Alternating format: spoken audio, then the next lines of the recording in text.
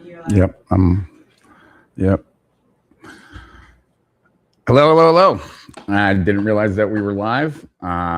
Welcome. And it is Thursday, August 13th, and at noon here in Delray Beach. And welcome to AI Business Manifesto Live. I am doing these because I have recently written a report. Let me just get this out of here. Cool.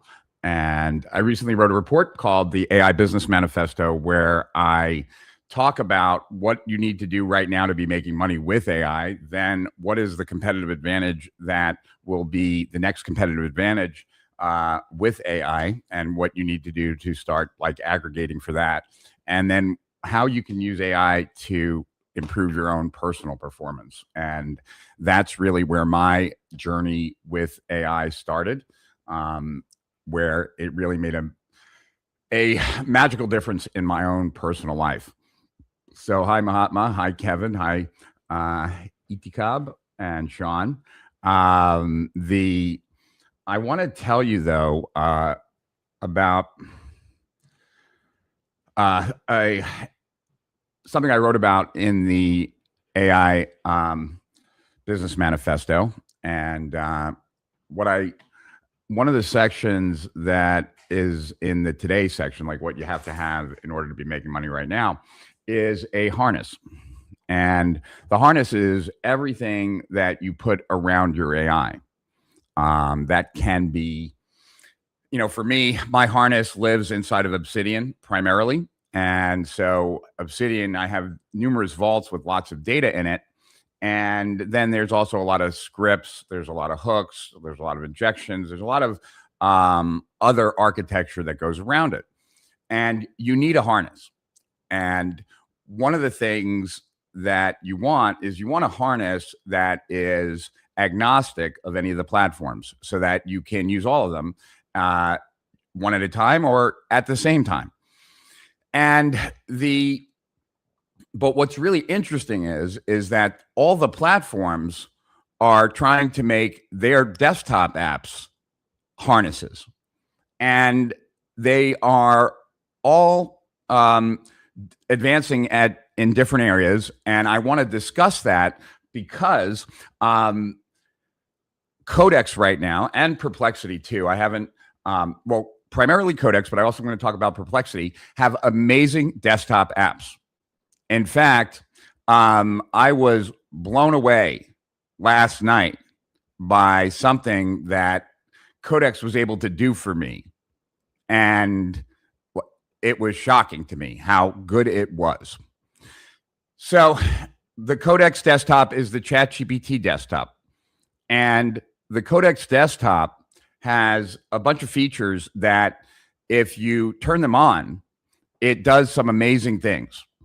So the first feature is that when you go to settings, right, and you go to connectors, you can have it control your computer.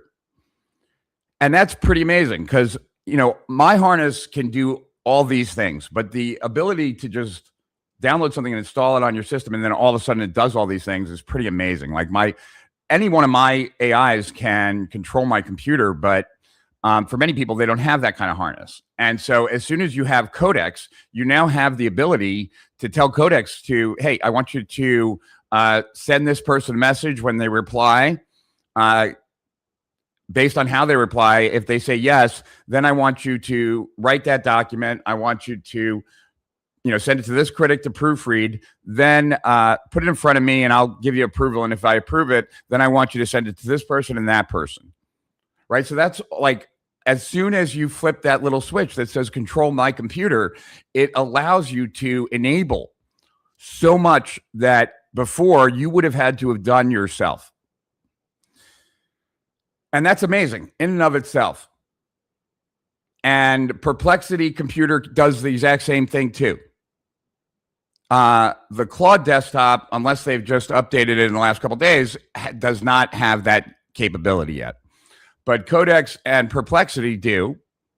And then Codex has something that my system has, but I haven't seen any other harness have it. And that is if you go into personalization, I believe, under optional research, there's a function called Chronicles. And what Chronicles does, it allows you wouldn't do this if you are concerned about privacy. You turn it on, and what Codex will then do is pay attention to everything that you're doing outside of Codex and take notes on what you're doing outside of Codex every 10 minutes. And my system grabs those because they're really good. If you want your AI to know you better and understand what you're working on there, like that is a very powerful feature. In fact, I tell everyone I know they should have it. They should turn it on. They should get it. They should turn it on. So let me tell you how I used that feature last night. And I've done this before, but I did this pre-Codex, but it wasn't seamless, and there was, little lags here and there. But last night, no lags. It was seamless. And here's what was up. I was teaching something, and I opened up a chat in Codex, and I asked Codex to watch the chat and help me answer the questions that come up. And it did it in real time. As soon as I saw a question pop up in the chat, when I looked to the Codex chat, it already had an answer for me. That's insane. Are you guys with me on that? I think that's insane. I think that's insanely good. And it was amazing to watch. So if you don't have the Codex desktop, you should go get the Codex desktop. And if you haven't read the manifesto, you should read the manifesto. Now, what you have to recognize is that as good as any of these harnesses get, you don't want them to be your primary harness, because you want the flexibility of movement. And if the world goes to local AI, which I think it will, not next month and not next year, but probably in the next 2 to 3 years, you don't want your harness attached to some service you got to pay. The service is called Chronicles. Let me see if, today, my system is going to cooperate with me and see if I can. I just have to carve out time after one of these to make sure that I can do all the permissions. But let's see if I can pull up Codex. There's chat, so I can, I think. I don't know what okay. All right. Share. All right, let's see if I can do that. But I don't see it. It's not pulling up. All right, yeah, so I'll have to, I got to do something at another time. Browser can't access your screen. Try a different screen to see if this continues. Okay. Let me just move it over here. I don't think that's going to be the issue. But and if I can't open it, then I'll just explain where it is, because I'll just open it on mine. Yeah. All right. Cancel this for now. So where you go is you go into, settings, and you go to here. Where do you go? Personalization. Yeah, you go to personalization. And then in personalization, under settings in Codex, you go to memory, right? The first one is enable local memories. The next one is Chronicle Research Preview. Augment local memories with on-screen context so ChatGPT can help you with anything you're working on. And when you turn that on, it is in real time.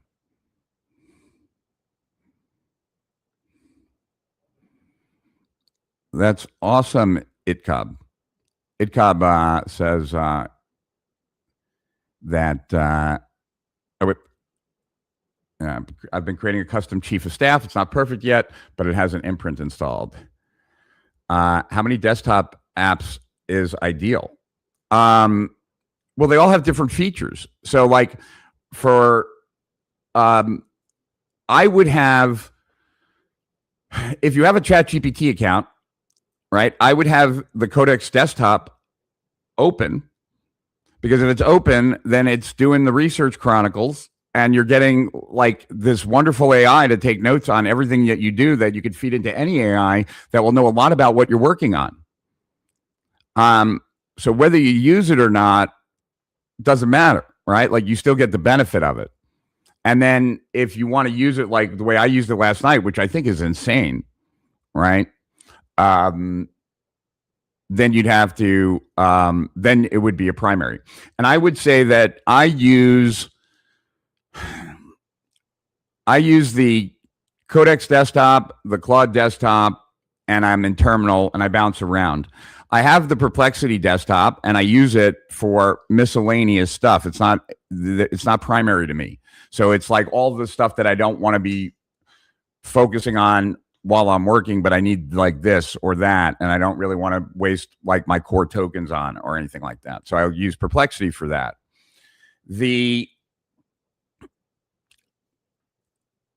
But then I also have the Manus desktop, which I just like. Manus is not attached to anything, so it's not very valuable, but it's a workhorse, and I can just go have it like do stuff. So, you know, I would say though I would say that right now the two best ones are Codex by far is the best, and then underneath that is Perplexity. And it's interesting because you would think that, and I'm just going to Claude now just to see if maybe they've updated anything, but I don't think they have. They have changed the way it looks, that's for sure. Oh, I can do that. Cool. But yeah, I don't see, it's not anywhere as easy, and it's not,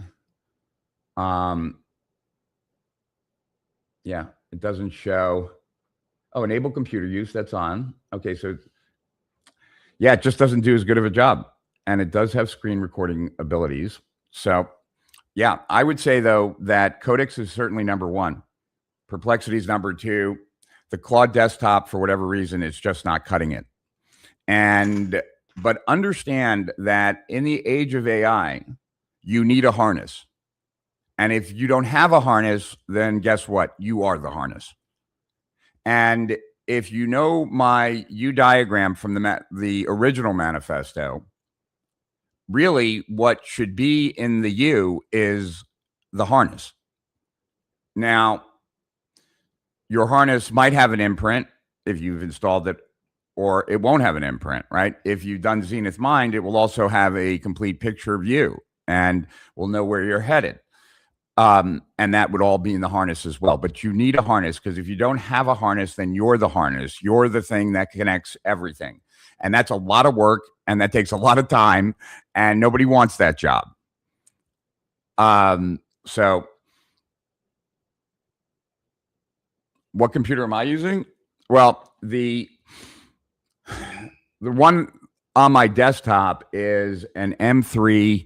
It's an M3 Ultra. So it has like 38 processors. It has 512 gigs of RAM. And I bought it because it was the best possible, and I knew that a memory shortage was coming. And so I bought that when they were selling it, because they don't sell a 512 gig version anymore. And I did the same with the MacBook. I bought the max that was possible because I knew that there was going to be a year-long memory shortage. And so when the new chip manufacturers come online, that will disappear. But right now I have the M3. I hear that there'll be an M7 in like a year and a half that has like 1.5 terabytes. And then that might be a real kink in the plans of data centers, because most small businesses and even medium-sized businesses could probably run an LLM for themselves on a 1.5 terabyte RAM system, especially a Mac on silicone. So anyway, that's what I'm running. Yeah, so you don't want the job of being a harness. You want to have one, and you want that harness, like I said, to be agnostic about which platform. Um, oh, that's a good question. What about Hermes? Is Codex still superior to it? I've never used Hermes. I know that my systems like Atlas and Imprint can be run in Hermes, but I don't know. That's the honest answer. Why not use the Apple 2 terabyte tower? They don't have anything right now, do they? I'm talking about RAM, right? So that would be insanely expensive. A 2 terabyte tower. What is that? How much does that cost? Like 40 grand? I'd be curious. Anyway, so that was the big message, though, that I wanted to share today. And I wanted to share that if you don't have the Codex desktop on your desktop, you should. Yeah, no, Kevin said that's the one he has from a few years ago. Yeah, so that doesn't have 2 terabytes of RAM. It might have 2 terabytes of storage, not hard drive space. I'm talking about RAM. So that was what the big message I wanted to convey today. And that's really all I wanted to convey today. If anyone has any issues that they'd like to work on, I'm happy to work on it. But if not, then we'll call it a day, just quicker today, a shorter episode, which is totally fine. Because I want you to just put yourself in my shoes for a second. Imagine that you're teaching a webinar. People are asking lots of questions, and you don't have time to stop, think, and reflect and answer all these questions. And so you ask Codex to do it for you, and it can.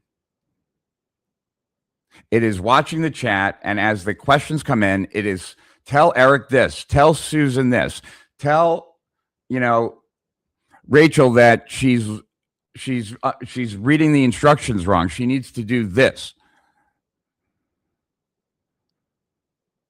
To me, that is insane. The last time I wasn't using Codex. I was just using my system because my system can do this. I was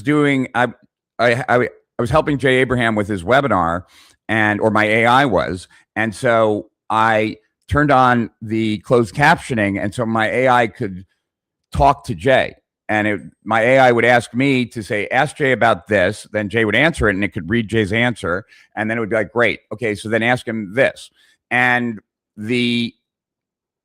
so that was the last time I did, and that was like a year ago. But to do it with a desktop app, I'm very impressed by. So that's why it's a strong plus for Codex. And hey, Chris, what's up? I've heard so Chris said he's heard good stuff about Grok. I've heard bad stuff about Grok. So much so that we were wondering if he really isn't focused on it because he's sold so much of his compute to Anthropic. I've also heard it's a real bitch and a half to get it attached to stuff. Whereas these other desktop apps are really easy. And these desktop apps like Codex, right? You can then have it associated to your phone, so you can control your computer from away from your computer, right? You can ask it to do stuff on your computer while you're not there. So it is functioning in a lot of ways like a very powerful harness. And if you're not taking advantage of that, then you're really, you're just sacrificing and probably working harder than you need to. I guess that's the thing, right? That if you actually were using these, you'd have a lot of your work might disappear. And so I strongly recommend it. Rich, if judgment does not follow a pattern, how can AI copy my judgment?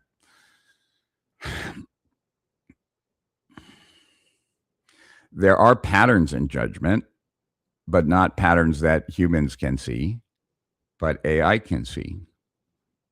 But these patterns are not,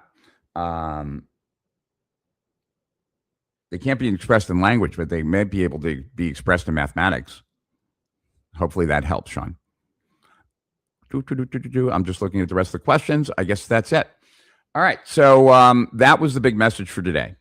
And if you don't have Chronicles turned on, please turn it on. You will really reap a lot of rewards. Feed that information into your AI, and your AI will all of a sudden have insanely great context on you.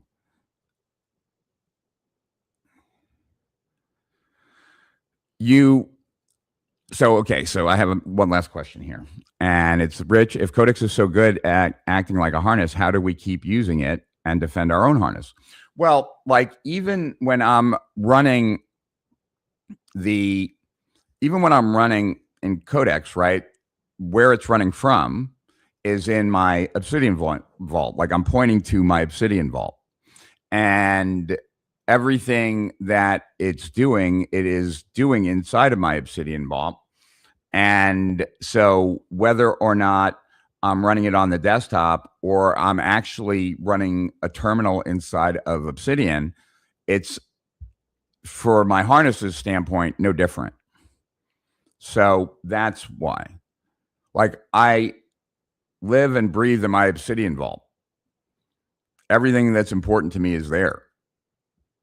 But where I have the actual conversation, whether that's in terminal or desktop app, it doesn't really matter to me. And that's how. So great, guys. Just great seeing you guys. And remember, like, I really would love to start building stuff for you guys, and would love to, hear more about what is standing in your way from deploying and using everything that I talk about in the manifesto. And if you haven't read the manifesto yet, please do. You will be blown away, I promise. I think it's the best report I've ever written. I'm very proud of it. And if you've read it and you agree, please share it. And till tomorrow, to higher profits beyond, Rich Sheffrin, over and out.